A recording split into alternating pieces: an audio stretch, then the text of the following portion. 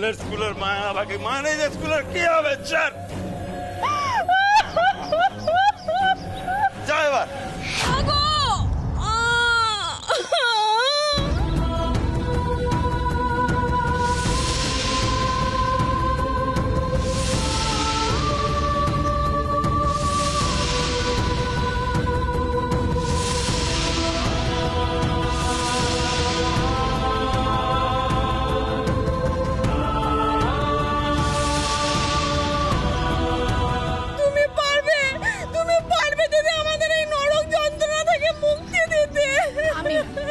আমি না, আপনি পারবেন, আপনারা সবাই পারবেন। আমরা মেয়েরা চাইলে সবকিছু করতে পারি, আমরা সবাই মিলে পারবো, ঠিক পারবো। শুনুন,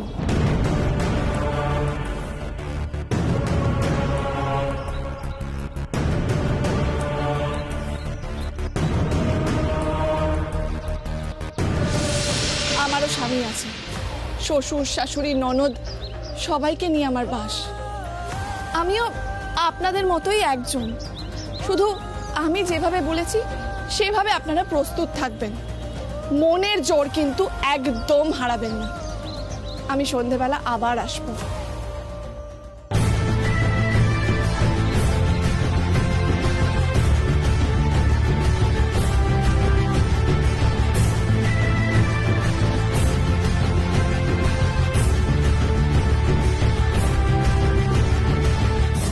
দাঁড়াও দাঁড়াও দাঁড়াও, আপনাকে তো আগে দেখিনি। কে আপনি? চেনা চেনা লাগছে। আমি সেলস গার্ল, সাবান বিক্রি করতে এসেছি, নেবেন? এদিকে আয়, কাউকে দেখলে প্রশ্ন করা, চল।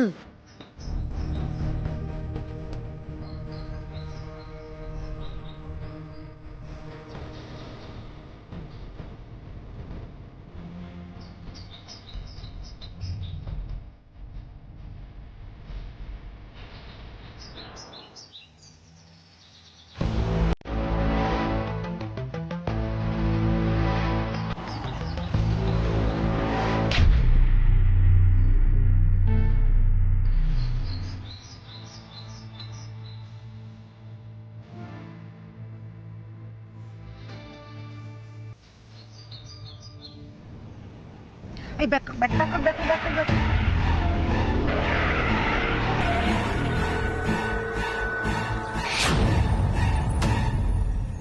তুমি এই পোশাকে? পরে বলবো শুভ, আপাতত আপনি আমাকে একটা সাহায্য করুন। আপনি আমায় এমন একটা জায়গায় নিয়ে চলুন যেখানে আমি চেঞ্জ করে ইউনিফর্ম পরে আবার থানায় ফিরতে পারবো। মানে এটা কি তুমি? তুমি ডিউটি ছেড়ে বা এখানে কি করছো?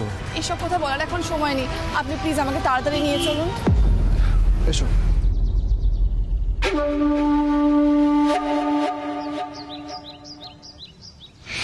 অর্জুন, তুবড়ি, ওরা এখানে কেন?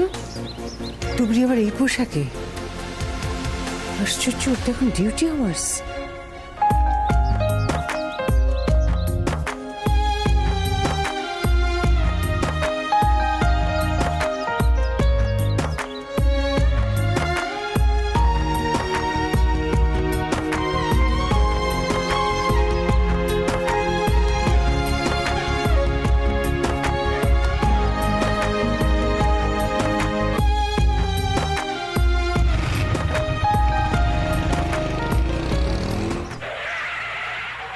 ব্যাস ব্যাস ব্যাস, এখানে বলছি আপনি একটু অপেক্ষা করুন, আমি জাস্ট চেঞ্জ করে ইউনিফর্মটা পরেই আসছি, কেমন? যাও। কি করছো তুমি? আজ আমি একটা বড় কাজ করতে চলেছি। আমার সামনে তো কোনো ঠাকুর দেবতা নেই, তাই পতি দেবতাকেই প্রণাম করে নিলাম। তুমি আবার আমার সাথে মজা করছো? ইস, কখনো না, আমার পাপ হবে না। আসি আমি। যাও।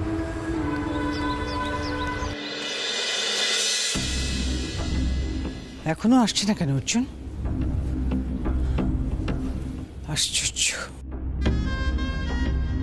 কি হলো মা, তুমি আমাকে বাড়িতে ডেকে পাঠালে, তুমি বা এখানে দাঁড়িয়ে আছো কেন? না, আমি তোমাকে ডাকলাম, বাড়িতে আসতে বললাম, কিন্তু তোমার এতখানি দেরি হলো। আচ্ছা অর্জুন, তুমি কোথায় গেছিলে? মানে তুমি তো অফিস থেকে বেরিয়ে গিয়েছিলে। হ্যাঁ মা, তুমি তখন আমাকে বললেন ওই জমিটা দেখে আসতে, আমি ওটাই দেখতে বেরিয়েছিলাম। অর্জুন কি আমাকে মিথ্যে বলছে? মা, জমি দেখলে? না মা, জমি আর দেখা হলো কোথায়? আমি তো রাস্তা থেকে চলে এলাম, তুবড়ির সাথে দেখা হয়ে গেছিল। জানি আমি। তুমি জানো? হ্যাঁ, ওই তো রাস্তা দিয়ে আসছিলাম গাড়ি করে, দেখেই ফেলেছি বলতে পারো। তা একটা কথা বলো তো আমাকে, ওই সময় তোমরা দুজন ওখানে কি করছিলে? মানে তুবড়ির তো এখন ডিউটি আওয়ার্স, কিন্তু ও তো ইউনিফর্মে ছিল না, ও তো নর্মাল পোশাকে ছিল, ও তো এখন ডিউটিতে থাকার কথা। মা, ও ওখানে কি করছিল সেটা তো আমিও বলতে পারবো না। হয়তো কোনো কাজে গেছিল, আমার সাথে হঠাৎ দেখা হয়ে গেল, আমাকে বললো ছেড়ে দিতে, আমি ওকে পুলিশ স্টেশনে ছেড়ে দিয়ে চলে এলাম। আশ্চর্য। কিন্তু তুবড়ি ওই বস্তিতে কি করছিল? হয়তো কোনো কাজ ছিল। তো তুমি জিজ্ঞেস করলে না? খুব জোর দিয়ে না, আমার মনে হয় ও পরে বলবে। অদ্ভুত ব্যাপার তো। দেখো অর্জুন, নিজের স্ত্রীর উপর বিশ্বাস থাকা ভালো, কিন্তু স্বামী হিসেবে তোমার কিছু দায়িত্ব আছে ওর প্রতি, তাই না? তোমার উচিত ছিল ওকে জিজ্ঞাসা করা যে ওই সময় ওখানে কি করছিল। দেখো, আমি জিজ্ঞেস করতেই পারি, কিন্তু আমার সঙ্গে ওর সম্পর্কটা তো এখনো তেমন ভালো নয়, তাই আমার মনে হয় তোমার জানা উচিত। পুলিশের চাকরি করে তুবড়ি মা, ও এখন ডিউটিতে আছে, ওর কাজ নিয়ে আমি ওকে কি বা জিজ্ঞেস করবো? আচ্ছা অর্জুন, তোমার কি মনে হয়, মানে আমি জাস্ট জানতে চাইছি, তুবড়ি কোনোভাবে তোমাকে ফাঁকি দিচ্ছে না তো? না না মা, ফাঁকি দেওয়ার মতো মেয়ে তুবড়ি নয়। দেখো বাবা, তোমার থেকে কিন্তু আমি বোধহয় একটু বেশি বুঝি।